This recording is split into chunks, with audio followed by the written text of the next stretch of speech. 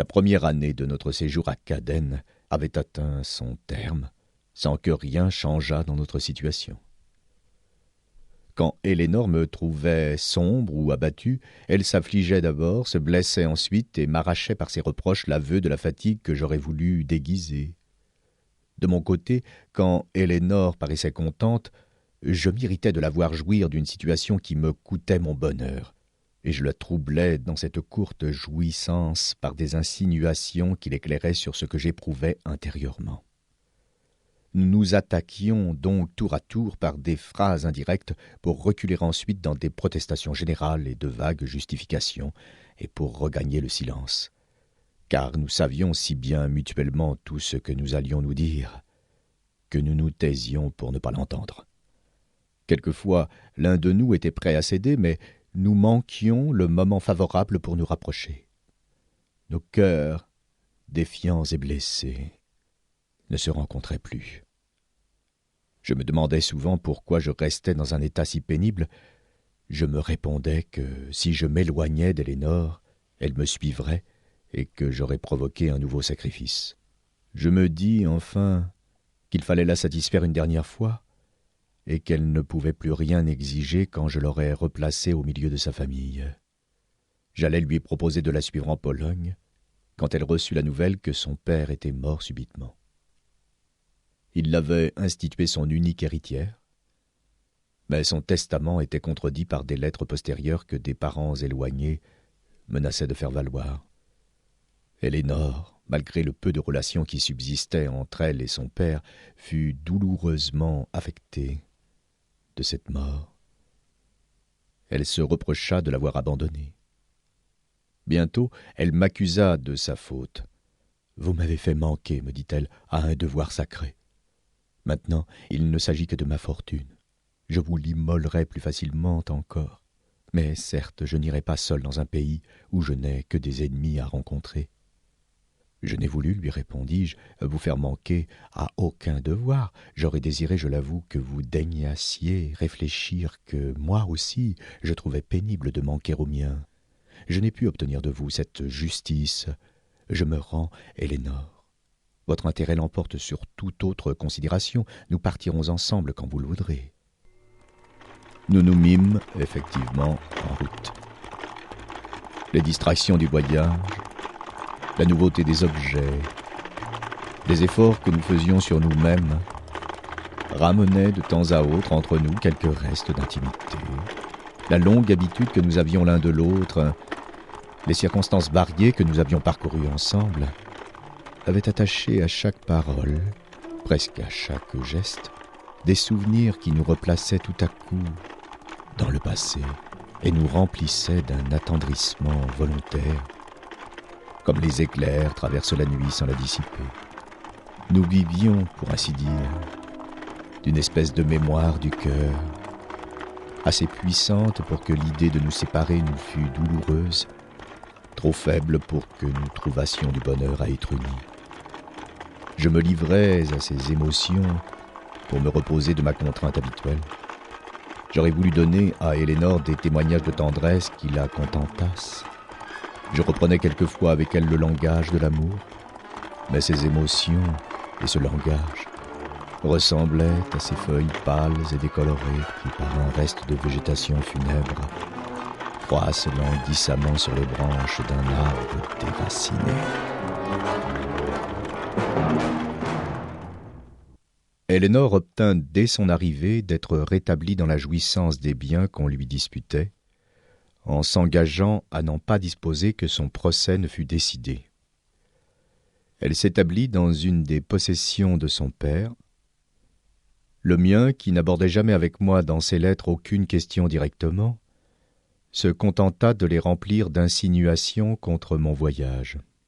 « Vous m'avez mandé, me disait-il, que vous ne partiriez pas. Vous m'aviez développé longuement toutes les raisons que vous aviez de ne pas partir. J'étais en conséquence bien convaincu que vous partiriez. Je ne puis que vous plaindre de ce qu'avec votre esprit d'indépendance, vous faites toujours ce que vous ne voulez pas. Je ne juge point au reste d'une situation qui ne m'est qu'imparfaitement connue, Jusqu'à présent, vous m'aviez paru le protecteur d'Élénore, et sous ce rapport, il y avait dans vos procédés quelque chose de noble, qui relevait votre caractère, quel que fût l'objet auquel vous vous attachiez. Aujourd'hui, vos relations ne sont plus les mêmes. Ce n'est plus vous qui la protégez, c'est elle qui vous protège. Vous vivez chez elle, vous êtes un étranger qu'elle introduit dans sa famille. Je ne prononce point sur une position que vous choisissez, mais, comme elle peut avoir ses inconvénients, je voudrais les diminuer autant qu'il est en moi. J'écris au baron de T, notre ministre dans le pays où vous êtes, pour vous recommander à lui. J'ignore s'il vous conviendra de faire usage de cette recommandation. N'y voyez au moins qu'une preuve de mon zèle, et nullement une atteinte à l'indépendance que vous avez toujours su défendre avec succès contre votre père. J'étouffai les réflexions que ce style faisait naître en moi. La terre que j'habitais avec Élénore était située à peu de distance de Varsovie. Je me rendis dans cette ville chez le baron de T. Il me reçut avec amitié, me demanda les causes de mon séjour en Pologne, me questionna sur mes projets. Je ne savais trop que lui répondre. Après quelques minutes d'une conversation embarrassée, « Je vais, me dit-il, vous parler avec franchise. Je connais les motifs qui vous ont amené dans ce pays. Votre père me les a mandés. Je vous dirais même que je les comprends. Il n'y a pas d'homme qui ne se soit, une fois dans sa vie, trouvé tiraillé par le désir de rompre une liaison inconvenable et la crainte d'affliger une femme qu'il avait aimée. L'inexpérience de la jeunesse fait que l'on exagère beaucoup les difficultés d'une position pareille. On se plaît à croire à la vérité de toutes ces démonstrations de douleur qui remplacent dans un sexe faible et emporté tous les moyens de la force et tous ceux de la raison. Le cœur en souffre, mais l'amour-propre s'en applaudit.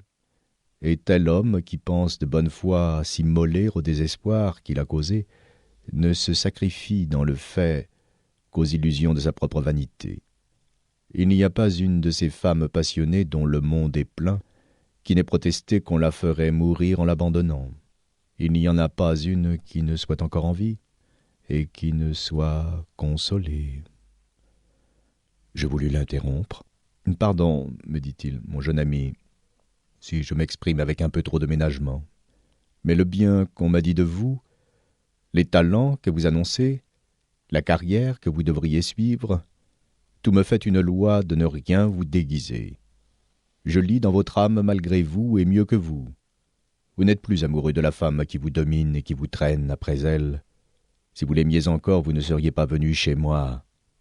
Vous saviez que votre père m'avait écrit. Il vous était aisé de prévoir ce que j'avais à vous dire. Vous n'avez pas été fâché d'entendre de ma bouche des raisonnements que vous vous répétez sans cesse à vous-même et toujours inutilement. La réputation d'Élénore est loin d'être intacte. « Terminons, je vous prie, répondis-je, une conversation inutile. Des circonstances malheureuses ont pu disposer des premières années d'Élénore. On peut la juger défavorablement sur des apparences mensongères, mais je la connais depuis 3 ans, et il n'existe pas sur la terre une âme plus élevée, un caractère plus noble, un cœur plus pur et plus généreux. »« Comme vous voudrez, répliqua-t-il. Mais ce sont des nuances que l'opinion n'approfondit pas. Les faits sont positifs, ils sont publics. En m'empêchant de les rappeler, pensez-vous les détruire? Écoutez, poursuivit-il, il faut dans ce monde savoir ce qu'on veut. Vous n'épouserez pas Élénore. Non, sans doute, m'écriai-je. Elle-même ne l'a jamais désiré. Que voulez-vous donc faire? Elle a 10 ans de plus que vous. Vous en avez 26. Vous la soignerez 10 ans encore, elle sera vieille. Vous serez parvenu au milieu de votre vie, sans avoir rien commencé, rien achevé qui vous satisfasse. L'ennui s'emparera de vous, l'humeur s'emparera d'elle. Elle vous sera chaque jour moins agréable. Vous lui serez chaque jour plus nécessaire. Et le résultat d'une naissance illustre, d'une fortune brillante, d'un esprit distingué, sera de végéter dans un coin de la Pologne, oublié de vos amis, perdu pour la gloire et tourmenté par une femme qui ne sera, quoi que vous fassiez, jamais contente de vous. Je n'ajoute qu'un mot et nous ne reviendrons plus sur un sujet qui vous embarrasse. Toutes les routes vous sont ouvertes, les lettres, les armes. l'administration. Vous pouvez aspirer aux plus illustres alliances. Vous êtes fait pour aller à tout. Mais souvenez-vous bien qu'il y a entre vous et tous les genres de succès un obstacle insurmontable, et que cet obstacle est Ellénore.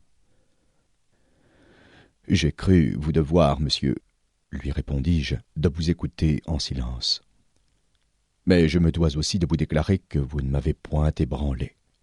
Personne que moi, je le répète, ne peut juger Ellénore. Personne n'apprécie assez la vérité de ses sentiments et la profondeur de ses impressions. Tant qu'elle aura besoin de moi, je resterai près d'elle. Aucun succès ne me consolerait de la laisser malheureuse. Et dussé-je borner ma carrière à lui servir d'appui, à la soutenir dans ses peines, à l'entourer de mon affection contre l'injustice d'une opinion qui la méconnaît, je croirais encore n'avoir pas employé ma vie inutilement. Je sortis en achevant ces paroles. Mais qui m'expliquera par quelle mobilité le sentiment qui me les dictait s'éteignit avant même que j'eusse fini de les prononcer. Je voulus, en retournant à pied, retarder le moment de revoir cette Ellénore que je venais de défendre. Je traversai précipitamment la ville. Il me tardait de me trouver seul. Arrivé au milieu de la campagne, je ralentis ma marche et mille pensées m'assaillirent. Ces mots funestes. Entre tous les genres de succès et vous, il existe un obstacle insurmontable, et cet obstacle, c'est Ellénore. Retentissait autour de moi. Je jetai un long et triste regard sur le temps qui venait de s'écouler sans retour. Je me rappelais les espérances de ma jeunesse, la confiance avec laquelle je croyais autrefois commander à l'avenir, les éloges accordés à mes premiers essais, l'aurore de réputation que j'avais vue briller et disparaître. Je me répétais les noms de plusieurs de mes compagnons d'études, que j'avais traités avec un dédain superbe et qui, par le seul effet d'un travail opiniâtre et d'une vie régulière, m'avaient laissé loin derrière eux dans la route de la fortune, de la considération et de la gloire. J'étais oppressé par mon inaction. Comme les avares se représentent dans les trésors qu'ils entassent tous les biens que ces trésors pourraient acheter, j'apercevais dans Ellénore la privation de tous les succès auxquels j'aurais pu prétendre. Ce n'était pas une carrière seule que je regrettais. Comme je n'avais essayé d'aucune, je les regrettais toutes. N'ayant jamais employé mes forces, je les imaginais sans bornes et je les maudissais. J'aurais voulu que la nature m'eût créé faible et médiocre pour me préserver au moins du remords de me dégrader volontairement.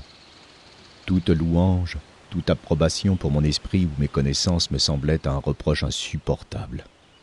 Je croyais entendre admirer les bras vigoureux d'un athlète chargé de fer au fond d'un cachot. Si je voulais ressaisir mon courage, me dire que l'époque de l'activité n'était pas encore passée, l'image d'Ellénore s'élevait devant moi comme un fantôme et me repoussait dans le néant. Je ressentais contre elle des accès de fureur, et par un mélange bizarre, cette fureur ne diminuait en rien la terreur que m'inspirait l'idée de l'affliger.